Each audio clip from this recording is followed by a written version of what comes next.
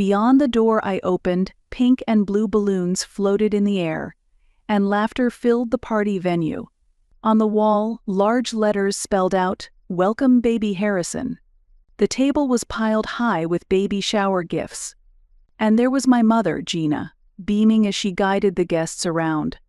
This was supposed to be the venue for the housewarming party I had planned using $4,000 of my own money. Instead, it had been repurposed into a baby shower for my stepsister, Brittany.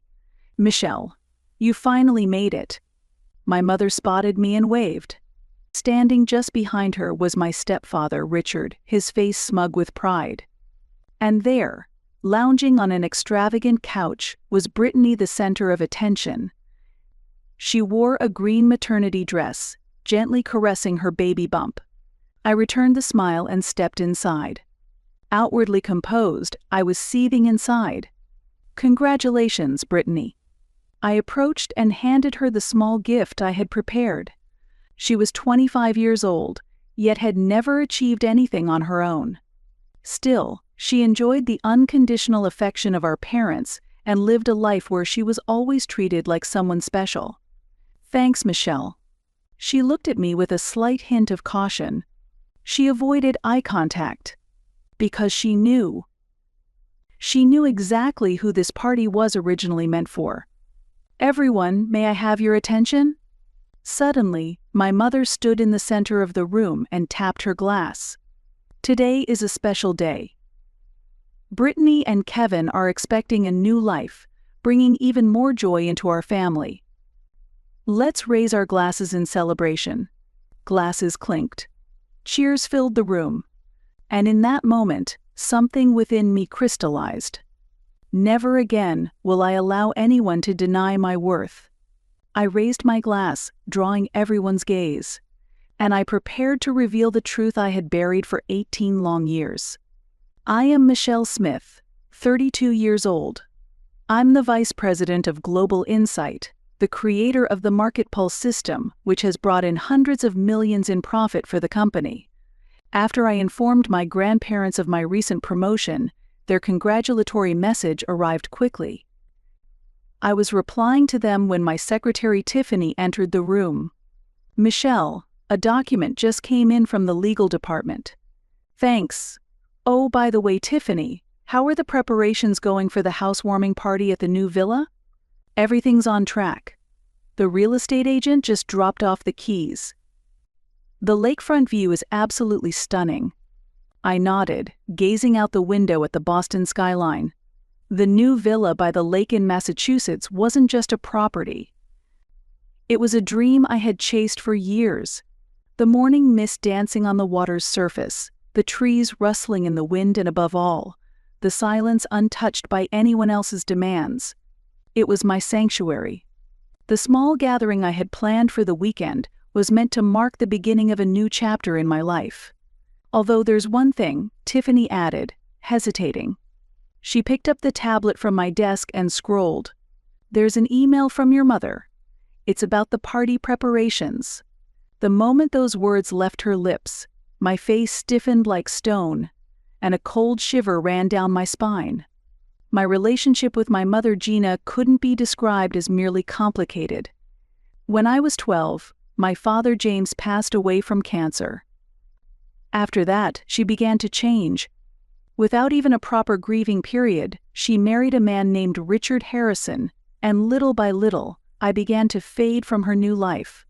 Things worsened even further when Brittany, my stepsister, was born from that marriage.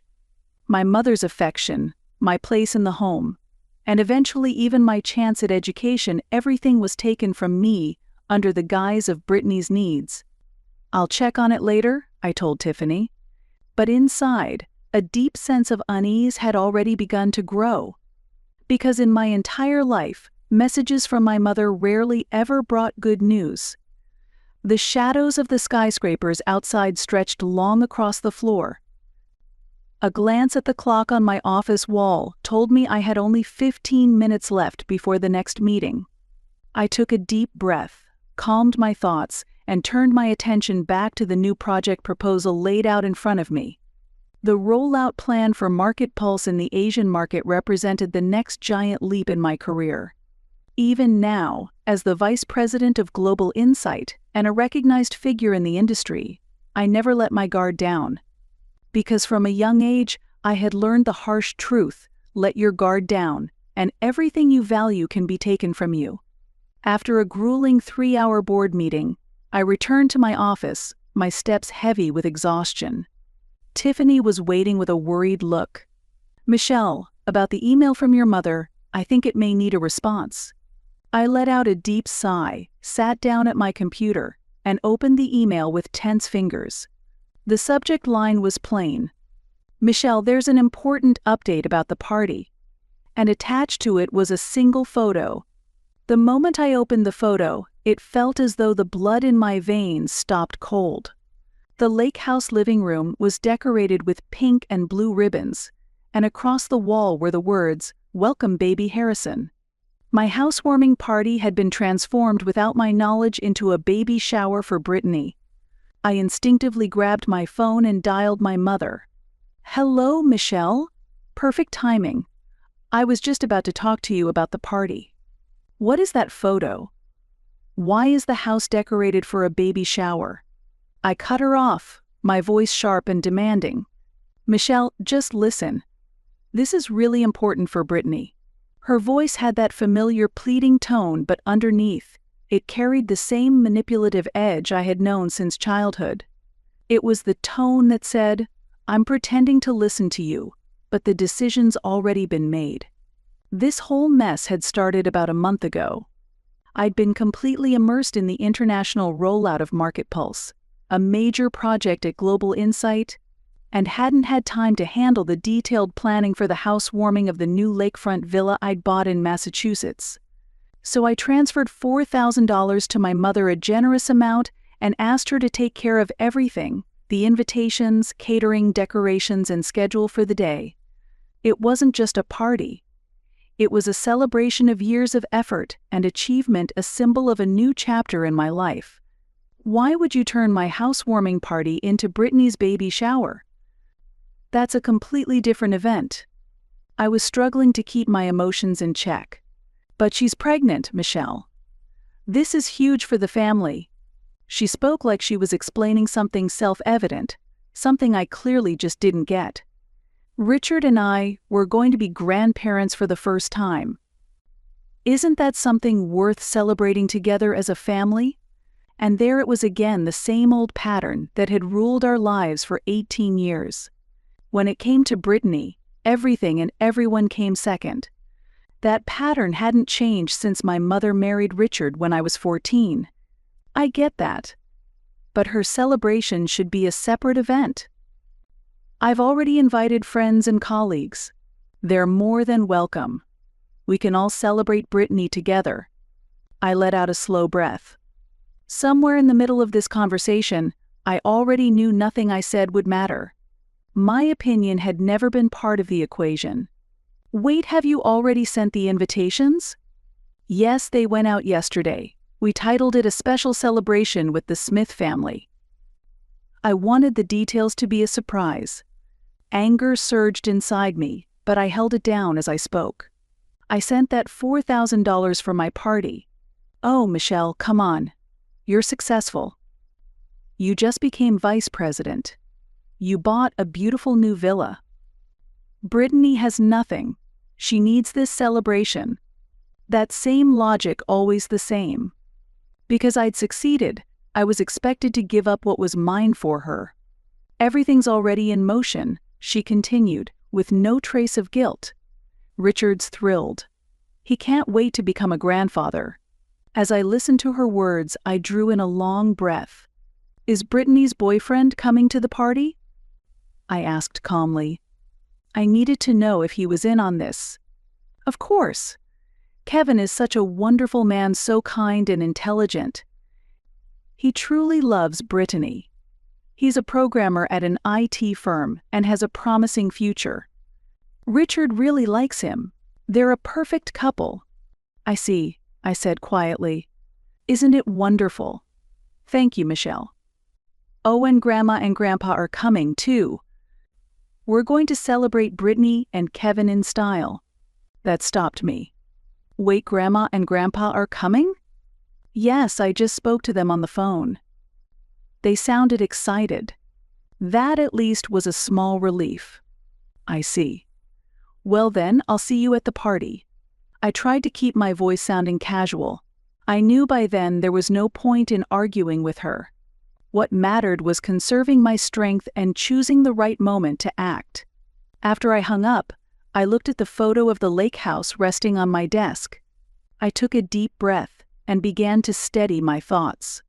In business, I'd learned one thing above all: always focus on the end game. This, too, needed to be handled with strategy. And I had already made up my mind. I picked up my phone and sent a message to my grandparents.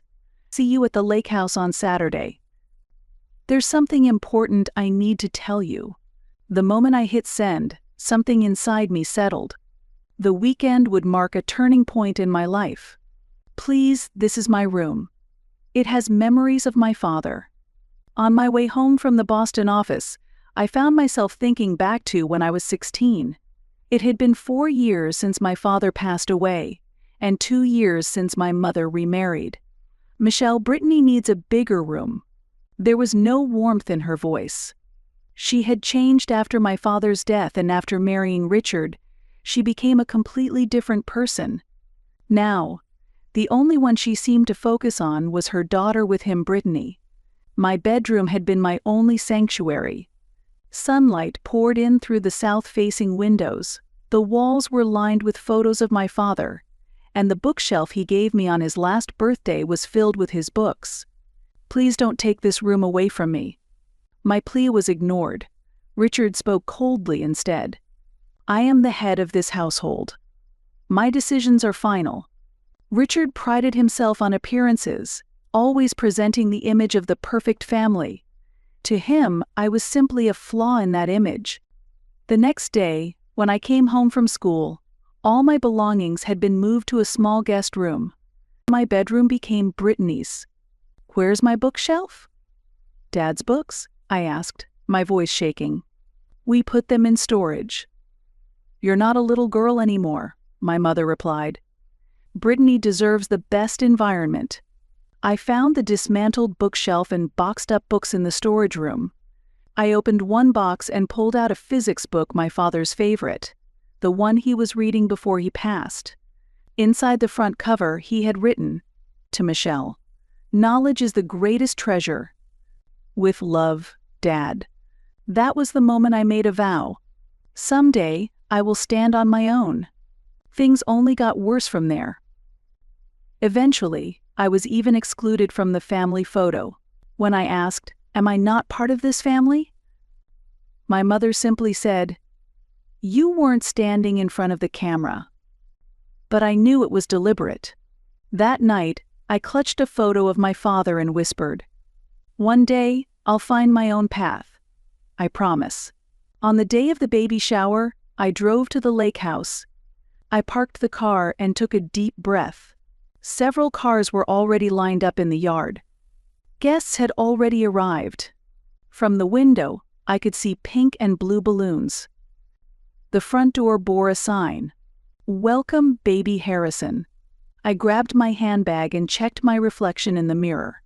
A tailored navy blue dress, flawless makeup, and a face radiating confidence. No one could guess the storm brewing inside me. "This ends today," I told myself. Then I stepped out of the car and walked toward the entrance. I took another deep breath and reached for the doorknob. "Michelle, you have the gift of understanding. It doesn't come from blood, it comes from the heart." Those were the words of my grandfather, Frank. Even now, they echo in my mind. It was the spring before high school graduation. I had just received my acceptance letter from Princeton and returned home bursting with joy. But that night, I overheard a conversation between my mother and Richard in the study after dinner. "She's not my blood. Why should I pay for her?" Richard's voice was filled with contempt. "But she's still my daughter," my mother replied, her voice barely above a whisper. "Brittany is the only one who matters." That kind of money should be saved for her. Princeton is a luxury. The next day, my mother told me they couldn't pay for my tuition. Brittany's at a private school, and we need to think about her future education, too. You can go to the community college in town. That weekend, my grandparents came to visit. Even after my father died, they had never let go of me. Richard won't pay for your tuition. My grandfather asked calmly. We'll cover all of it, my grandmother said firmly. Money only has value when it's used for the right reasons. Your father would agree. My years at Princeton opened up a new world. Everything I am today, I owe it to them. And with those thoughts, I stepped into the villa I had built. About 40 guests were already gathered. My mother wore a white dress. Richard was wearing his usual gray suit. Brittany, glowing in a green maternity gown, sat beside Kevin. I spotted my grandparents standing quietly in the corner and made my way toward them through the crowd. If anyone could be called family, it was them. The courage to speak my truth came from the unconditional love they had always given me. Holding on to that, I took the microphone. May I have everyone's attention, please? My voice echoed through the room, and conversations fell silent. My mother's smile froze. Richard frowned. Thank you all for coming today. Brittany, congratulations. Brittany smiled faintly, but there was a trace of nervousness in her eyes. This party was originally planned as a housewarming celebration for my new villa. I transferred $4,000 to my mother for that purpose. But my celebration was repurposed. It became a baby shower for Brittany. A murmur rippled through the crowd. My mother stood frozen, her face drained of color. Richard began to approach me. Michelle, now's not the time for this, he said in a low voice. No, Richard. This is exactly the time. And everyone needs to hear it. The moment the words left my mouth, he slapped me across the face. A stunned silence fell over the room. Several men rushed in to restrain him. I steadied myself through the sting, then said, You just made it worse. I'm going to tell them everything. For 18 years, I have been second in this family. No less than that. I've been an invisible shadow. I turned toward my grandparents, standing quietly in the corner, and continued. After my real father passed away, I was treated like I didn't belong to this family. My room was taken from me. My education was denied. And now, even the celebration for my new home has been stolen. Kevin looked at Brittany, confusion and shock on his face. Maybe he had never truly understood the dynamics of this family. But today, I'm here to make one thing clear: I am not a victim anymore. I've stood on my own. I've succeeded. I raised my glass and smiled toward my grandparents. A toast to Frank and Helen Smith, my true family. They made it possible for me to attend Princeton. Today I stand here as Vice President of Global Insight, the creator of the Market Pulse system, and a woman who built her own life. Richard's face darkened. He stepped forward, voice low and threatening. Keep going, and you'll be cut off from this family entirely. No inheritance. Nothing. His threats didn't shake me anymore. There's nothing I want from you, Richard. At that moment, my grandfather stepped forward, his voice calm but commanding. Actually, I have something to share with all of you. The room fell silent again. There was an undeniable presence in his tone, the quiet authority of a former professor. 3 months ago, Helen and I updated our will. Our home in Cambridge, our entire investment portfolio, and all of our assets will be inherited by Michelle. I could see my mother's face turn utterly white. Dad, what are you talking about? My grandmother stepped in. Gina, this is the result of your choices. You chose your new family and abandoned your daughter. We're simply honoring that choice with our own. But Brittany, my mother murmured. She has you, my grandfather replied flatly. You who ignored Michelle hurt her and today robbed her of joy once again. A heavy silence settled over the room. Suddenly, Brittany shot to her feet, her voice rising in fury. You ruin everything. This is supposed to be my special day. Brittany, Kevin said, gently taking her arm, you used Michelle's money to throw this party? What the hell? You just shut up. Brittany snapped, yanking her arm away.